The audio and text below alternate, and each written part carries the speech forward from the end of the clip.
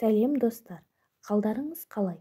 Бүгін біз сіздермен сүттің адам ағзасына қандай пайдасы бар және де қандай зиян келтіреді барлығы туралы мәлімет беретін боламыз. Алдымен бастамас бұрын каналға тіркеліп, лайк басып, қоңырауша белгісін басуды ұмытпаңыздар. Сүттің пайдасы адам ағзасына қандай әсер етеді? Сүттің тағамдық құндылығы өте жоғары. Оның құрамында ақуыздар, май, кальций, калий, магний, натрий, А, В, Д витаминдері бар. Салмақты сақтауға, бұлшық етті өсіруге көмектеседі. Артық салмақпен күресіп жүрген жандар үшін сүттің пайдасы өте зор. Ғалымдардың әлем бойынша 400 мың ересек адамды 28 жыл бойы бақылап зерттеу жүргізген. Сонда сүт ішкен ғалымдар әлем бойынша 400 мың ересек адамды 28 жыл бойы зерттеп бақылаған. Сонда сүтті аз ішкен немесе мүлде тұтынбаған адамдарға қарағанда көп сүт ішкендер жүрек, инфаркт секілді ауруларға аз ұшыраған. Сүт өнімдерін тұтынудан бас тарту остеопороз ауруына пайда болуына келеді. Тіпті ағзаның лактоза мен сүт қантын қабылдамайтын жағдайда да дәрігерлер таза қышқыл сүтті тағамдарды, мысалы йогуртты тұтынуға кеңес береді. Бұл ағзаның қажетті мөлшерде ақуыз бен кальцийдің сіңуіне өте қажет. Сүт өнімдерінде кальций бар, сүйекті, тісті нығайтады, бұлшық еттің қызметін жақсартады. Қанның түзілуі үшін өте қажет.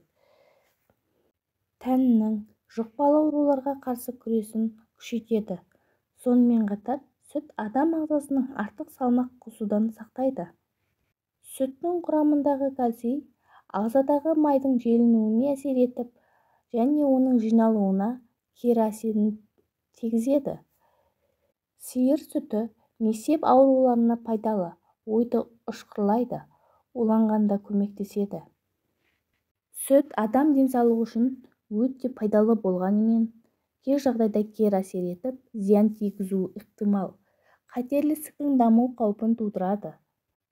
Сауылатын буғаз сиыр сүтінен эстроген мен прогестерон көп болады. Ондай сүт адамның гормон жұмыстарына кері әсер етеді және аналық без, кеуде, жатыр, қуық қатерлі ісігінің даму қаупін арттырады. Сондай-ақ сүт асқазанның кебуін туғызады, ағзаның қабыну процестеріне ықпал етеді және қышқыл ортаны құрайды. Ас қорытуды бұзуы мүмкін. Сүттегі көмірсулар лактозамен беріледі. Лактозаны бойға сіңіру үшін ағзаға лактаза қажет. Егер бұл фермент жетіспесе, лактоза толығымен қорытылмайды. Демек, ас қорытуды да бұзуы мүмкін. Сүттегі көмірсулар лактозамен беріледі. Лактозаны бойға сіңіру үшін ағзаға лактаза қажет. Егер бұл фермент жетіспесе, лактоза толығымен қорытылмайды. Демек, сүт өнімдерін қолданғаннан кейін 30-120 минуттан кейін диарея, жүрек айнуы, құсуы, іш бұлшық еттерінің тартылуы мүмкін. Ағзасы лактозаны қабылдай алмайтын адамдардың емделуі қажеті жоқ. Тек тамақтану рационында сүт пен сүт өнімдерін алып тастаса жеткілікті.